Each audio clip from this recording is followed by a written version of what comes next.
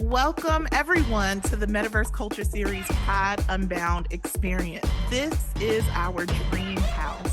As you can see, we were inspired by ballroom and house culture, and this house was developed by Meta engineers, and we have curated this space with your powerful voices in mind. Work it out, work it out, work it out, work it out. I love doing that. It's so gay. We're delighted to have you as our brain trust, an epic group of LGBT community leaders in candid conversation to explore identity, chosen family, safety, and culture in the future metaverse, right here in our custom dream house and Horizon worlds. Each of you represents intersections of the LGBTQ plus community and have strong points of view, and use your platform to shine light and engage in the issues affecting our community. I'm Danielle Young, your moderator, and I'm also, a part of the community. I am a journalist and all these other things, but I'm honored to be here with y'all, right? So let's go through who we have in this space. This is a conversation with brilliant people. We have with us top Hollywood stylist, image architect, and judge on the Emmy-nominated HBO Max Original Ballroom Competition Series, legendary Roach. That's right. Yes. I love that. Give it to him. And we have also with us on this panel, the original, the one, the ballroom icon, model, and judge, also on the Emmy-nominated HBO Max Original Ballroom Competition Series, legendary Laomi. Yes. I love it. Welcome, Laomi. We love it. We absolutely love it. And we also have with us the one and only model, author, advocate, and founder of F Your Beauty Standards, Tess Holliday. Yay. Hey, Tess. Thanks for having me. We love you. We love to see you. Thank you for being here. And we also have with us co-owner and VP of Atlanta Dream and two-time WNBA champion, Renee Montgomery. Woo. What up with it? What up with it? We in here, baby. We in here. Let's get it. Let's get it. Let's get it. Let's get it. Let's get it. Let's get it. Yes. I want to shake Yes, Renee. And last but not least, we have educator, researcher, and civil rights activist focused on equity and social justice, Dr. David Johns. Hey, you can Brilliant, Dr. David Johns. I'm making these are working over here too, even though you can't see it. Thank you, friend.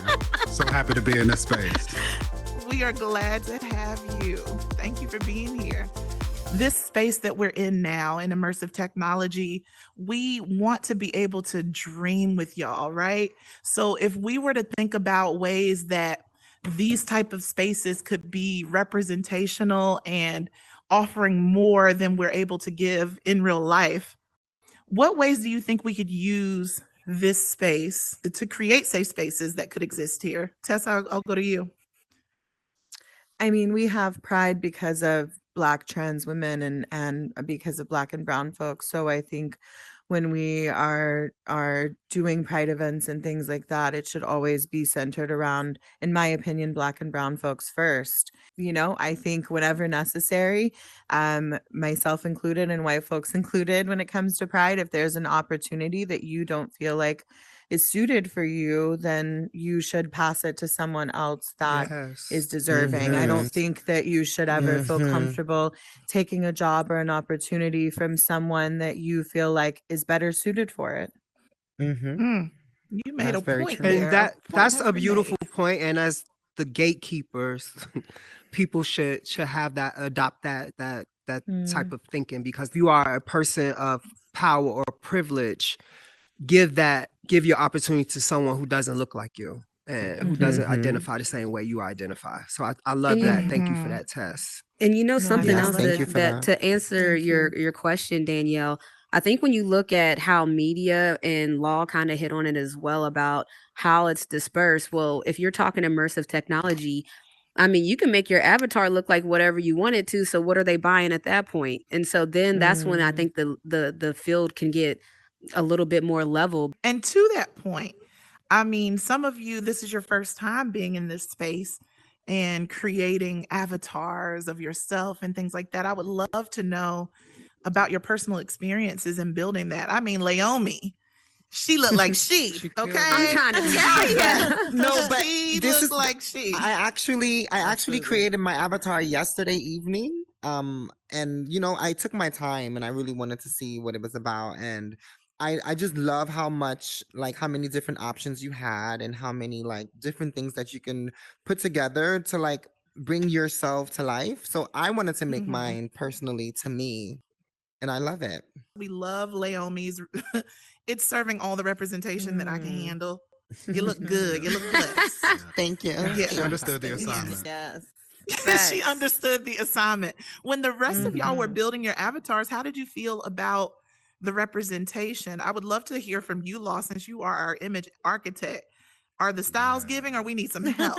Yes. Well, I really love like the hair textures and that felt, it Mhm. went from straight all the way to dreads, and I thought that was really interesting and really appreciated actually. So I think, and the skin tones and the fact that you don't have to search for it, it's like right there when you go. I thought that was really, really great as well. Yes. What about Well, you, David? Danielle said my ahead. joints was pushed back. So Danielle already let me know that my joints is pushed. Look, she said my joints is pushed back. Look at this. So She right, I'm actually. just- She right.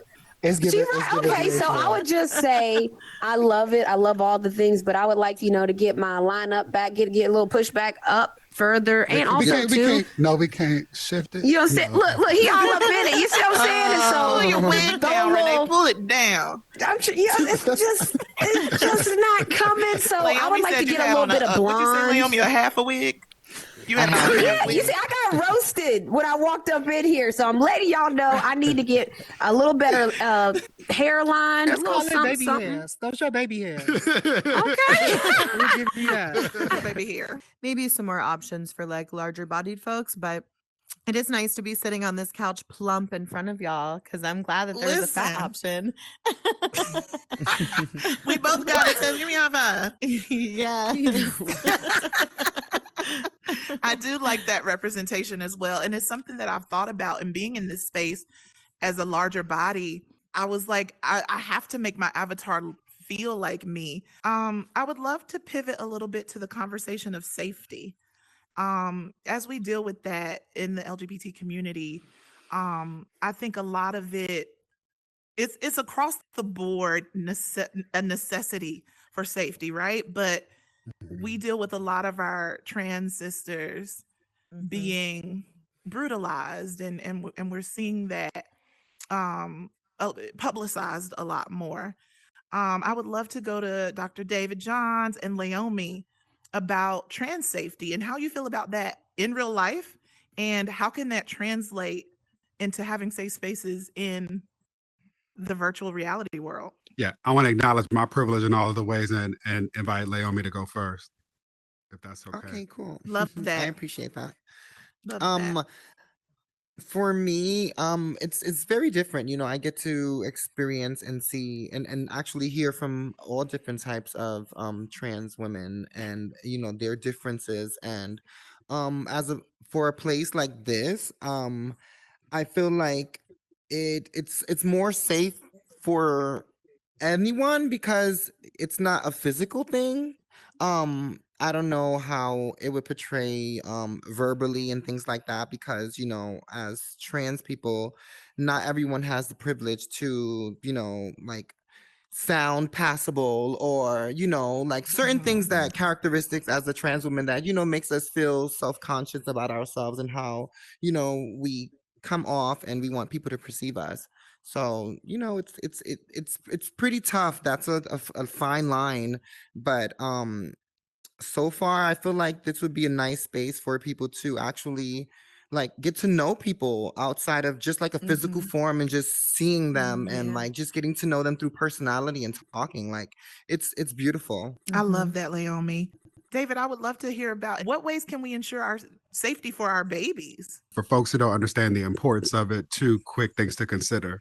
I have been the quarterback of the team at the National Black Justice Coalition which, as you mentioned, has been intentional and unapologetic in acknowledging that as long as there have been people, we've been beautifully diverse, right? And so our work has prioritized holding space for all of us. And for the last 5 years, every year has been the deadliest year on record for trans sisters. The vast majority of those who experience fatalistic violence are Black and Afro-Latinx trans women, right? Are femme identified folks, to Naomi's point about expectations around gender performance. The other thing to consider is that there have been almost 300 pieces of legislation introduced in the last 18 months that impact more than 60 million children across 42 states. Some of these bills reduce their ability to get gender affirming care, to join the teams that we know they're required to participate in, to learn skills that they can use in life and in professional spaces, and otherwise are sending signals to them to say that they're not valuable, that they're not worthy of humanity, that they shouldn't exist. And so having spaces like this where our babies can be without having to defend themselves or protect themselves in the ways in which they're otherwise required to in the real world is incredibly important. And so one thing that I want to celebrate is that there are thoughtful features that are flagged for you as soon as you join the community that lets you know that there are steps you can take if someone is harming you or are aiming to be offensive. Now there's still more work to be done because the guidelines that are often used to inform conduct don't account for the fact that people can be transphobic and not violate hate speech laws or parameters, right? And so as we think about what it means for people to be in a space, not only where they are talking, but where they're engaging in other forms of nonverbal communication, and we're thinking about the ways that hand size and gestures might mean different things across the world, we have to increase people's compassion and their competence so our babies can actually be safe in this environment. I love that. Those are some action items and things that folks can actually consider in this space, which is a major point of the Metaverse Culture series, and having powerful voices here to serve as this brain trust to give us these thoughtful ideas specifically from your community. And it makes so much sense what you're saying, and it's helpful. And as we're building towards the future metaverse, as we are able to bring along people like us into the conversation, have a seat at the table as the future metaverse is being built, what are some considerations that you think should be a part of this building of the future metaverse? My biggest concern is ownership. Like, who's owning these things, right? Yeah, you can put all the different skin tones and hair textures and body shapes, but if it's gonna be another created another industry where we're not actually in the room, then then it's just another that's happening again, and now people are creating this whole other universe in this world, and we still don't have any ownership. That's my problem. So I think that's a bigger conversation, is how do we not only feel included, but also are profiting and making money and changing our lives and the trajectory of people who look like us financially, because that's what my platform is more about. I'm not in a place where I'm, fighting and pushing towards equality anymore. It's like, I want equity. Like, how can I change people's lives financially? Because when that happens, then that's when real change happens, in my opinion. Yeah, Law brings up a good point, because that's exactly why I wanted to become a co-owner of the Atlanta Dream. A lot of people were talking about, why aren't there more minority coaches in the NBA, in the NFL, in the WNBA? And it's like, well, who's hiring? Like, that's what you got to always look at. It's like, you could be the best coach, but you still got to get hired. Like, you could do a great job and you could still get fired. So it's like, who's making the decisions?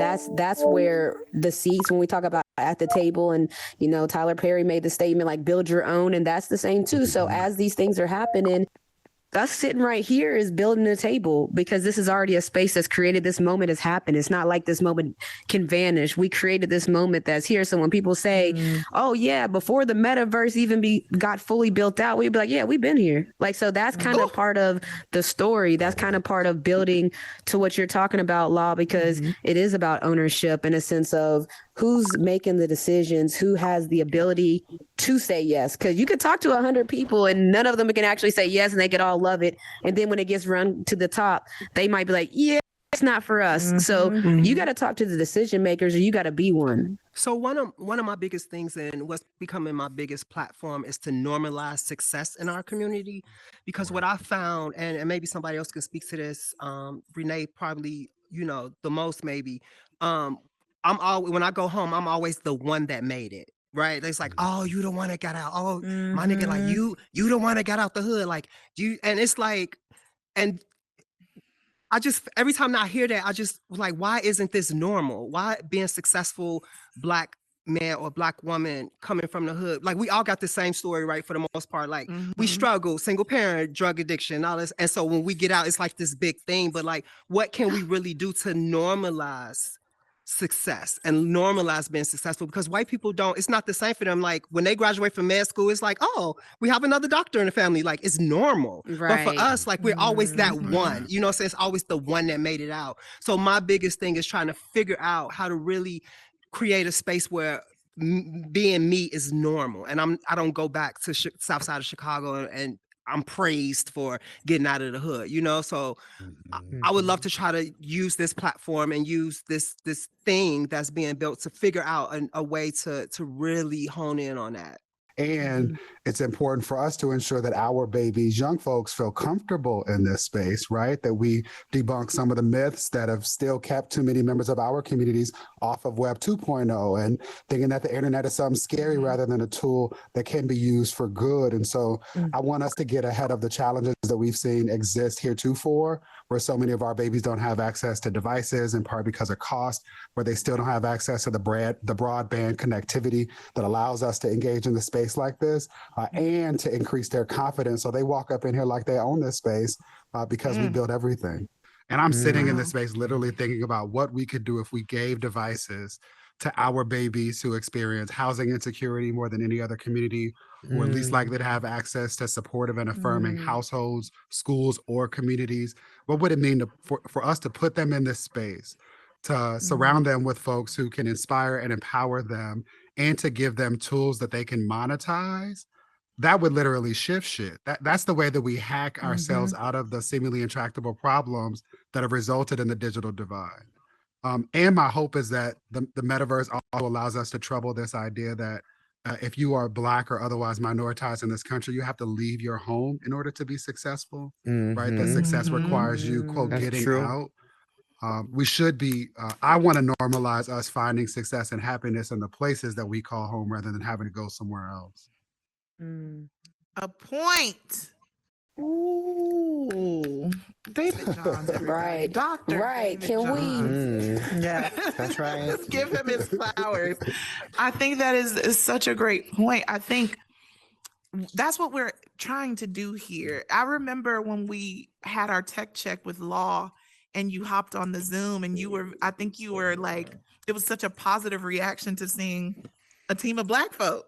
Yeah. And to your point, like we are in here building this to create these other opportunities for people who look like us. So this series is here to bridge that gap. And we would love to know from you, what has the Metaverse Culture Series Proud Unbound experience given you when it comes to inspiration and how you can move forward in this space? The opportunity to be here is quite amazing because, we're all from different industries and maybe even different school of thought, and just to be able to kind of like have what they call it in church. Fellowship. I know some church folk in here. Fellowship. Yes, ma'am. Here I go, Ponderosa. I just want to learn, and I want to talk about it and I want to discuss it. I want to make new friends and and I think the metaverse is going to be an amazing place to do that because like I already feel like there's a bond already being made with the people that's in this room right now. So I really appreciate the opportunity. So this experience, the fact that we are in all these different places around the world and we're together here in VR is a new experience for many of us. I would love to hear about your experience as an avatar. Like how does that feel? Period. Hey, girl. Hey. I love doing that. It's so gay. It is so Like I yours should is did that like- IRL. the avatar is fun, but at the end of the day, it's about community. And that's what it really feels like. It feels like a fun community where I can be myself. And the avatar's cute, but I feel safe here in a way that I haven't really experienced in other discussions formatted like this in person. Oh, I love that. And we can celebrate you like this. I would love to know about representation when it comes to being a part of the LGBT community. I feel a lot of times you are, and it's almost the same as being Black, to be honest. Like, you are Black first, like that's how you lead in your identity, and you almost have to represent all of this, right? Do you feel that way as being a part of the LGBT community, that you have to be a representation for it? And I would love to hear from you, Leomi, because being the ballroom legend that you are, you do represent so many girls who look up to you, want to be you, want to follow in your footsteps. Yes, I do agree. I do feel like I have a huge platform and a huge like it's my job to represent all of us and to make sure that people learn to appreciate me as a human. Because, and even though having to say that like kind of sucks, but being a woman of trans experience and also being of color, it's been a journey for people to respect me or to view me as a human first. They think about my identity and me being a part of the LGBT community. They look at that as a main thing. And a lot of times we come across a lot of these ignorant people who they view LGBT community as like bad people and negative things. So I feel like that's something, a part of my journey as well, and the reason why I've been able to be so successful as a person, and and just being able to help people figure themselves out and to know that my journey is real and that it wasn't easy, and it's something that I still have to go through things in life like everyone else. The thing about me is that I'm open about it. I'm not afraid to talk about my mental health issues. I'm not afraid to talk about things that a lot of people, they tend to hide. And for me, I feel like the more open you are, the more you can help people, because you never know who's going through something, and for them to know that it's you that is going through it, it makes them feel like, wow, like I can relate to her, and she's she's a huge person to everyone, and that's something that I take dearly to myself, and I make sure that I keep humble, and that I'm always rooting for the underdog, because that's how I started, as an underdog. And just to show people that no matter what you go through in life, love is what leads you to the to light. Amen to that. Love that. Love that. That's right. Solid me, all of me. We love that. That's Renee. right. Thank you. Yes, Yeah, that ma'am. all of it. I would love to know, what has this experience been like for you to be a part of the Metaverse Culture Series Pride Unbound experience, and getting a chance to explore in real time this new frontier of technology? Who is feeling inspired? When we all got into the world, right? Everybody's what's the word I'm looking for? Shield went down. Like, we were all acting goofy and laughing and high-fiving each other. And we literally all had just met in that instance, and I think if something has the power to do that, to bring people together so quickly, then there's something there, right? There's something amazing that can happen. Because I am a very like guarded person for a while. Like, I want to feel you out and test the energy. And for some reason, when I got in there, I saw Leomi and I saw, it's just like, I just let it all go. Like, and I was having so much fun watching Leomi being the expert and knowing how to do everything, then Tess making her arm long. And it's like, I'm doing a whole bunch of goofy shit. You know what I mean? Like, I'm doing a whole bunch of goofy shit that I never would do. And it happens so quickly. And just to step back and just see that and pay attention to that, I'm like, there's something here, right? There's something powerful that's being created here. And I'm so grateful. And I really appreciate that I was chosen to be a part of this, because I do think that we are on the cusp of something that can really change the world. Yes. Very yes, true. Law. I have to say, this was one of the most wow moments of being in this space, having these amazing conversations with just legends across the board. I'm just so excited that people are going to get to experience not only this space, but this conversation. So thank you all so much for being a part of the Metaverse Culture Series Pride Unbound experience. And for those of you watching, please stay tuned because there is so much more content coming from the Metaverse Culture Series, and you can check that out across Meta's social platforms. So stay tuned. Work, Danielle. That's right. Yay. The host with the most. You better Yay. All right. I learned this from Naomi today. That's right. Group hug. Group hug. Yes. Put your hands That's in. awesome. Let's do So one of much these. fun.